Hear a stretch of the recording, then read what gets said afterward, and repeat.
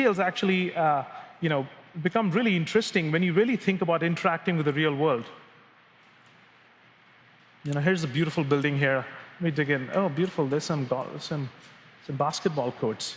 So you can see how this beautiful imagery can actually provide a canvas for a whole lot of interesting things. So let's see what are some interesting things that we can do. Now, one of the things about the real world, and especially when you look at the real world in this amazing way, is that it really starts begging the question that, I've got lots of questions. I'm going to visit Valencia. I'm going to visit some really beautiful architecture, some churches there. And the question that pops to your head, hey, who designed this thing? Now, normally, a user would have to change from this application, go to a browser, type in Valencia, type in whatever little context they can put in.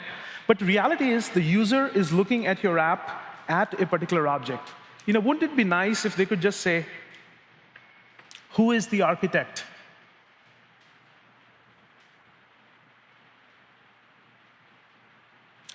Folks, what you see here is that we've taken a whole lot of steps.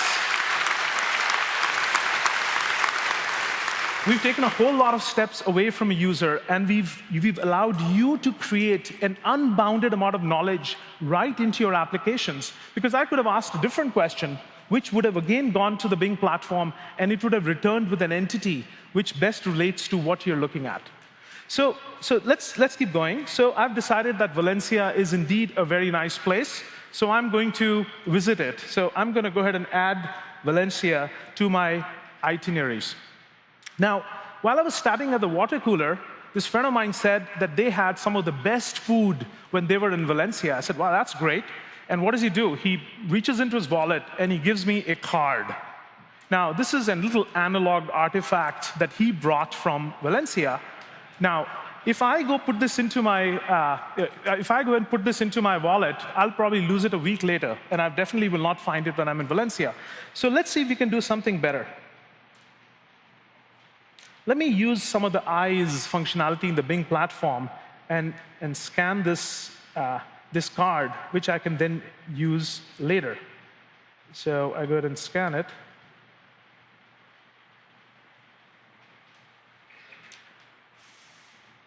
So using the OCR capability that is available through the Bing controls, you can now scan the information, which is wonderful, except that I don't speak Spanish. So let me see if I can do something a little bit more interesting. Great. So now, using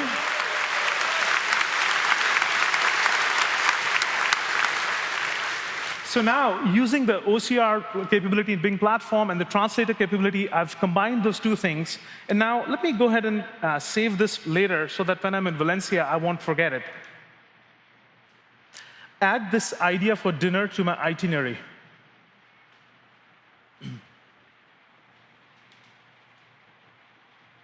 Great. So now this information, which existed in an analog artifact, is now saved with my itinerary, available for me when I'm in Valencia. Now roll forward, and here I am in Valencia now, and I said, hey, I want to go try out some nice places to eat. And I remember that I'd filed some of these things away. So let me bring back my Windows Phone. That is with me. And remember, I had a Trip Companion app here. So I could say, Trip Companion, find ideas for dinner. Finding ideas for dinner. Great. So now we had extracted that information, translated it, and now connected it to a speech-based search on that information. And now I've got it right here, so I can open it up, and you can see that this is exactly what I had scanned into my little artifact. So folks, what you've seen here is a little sample application that we have put together to show you the power of these controls. I really believe that in this coming decade, apps are going to have eyes, they're going to have ears, they're going to have a mouth, and that will enable a really, really seamless experience for you as you are trying to create these seamless experiences for your developers.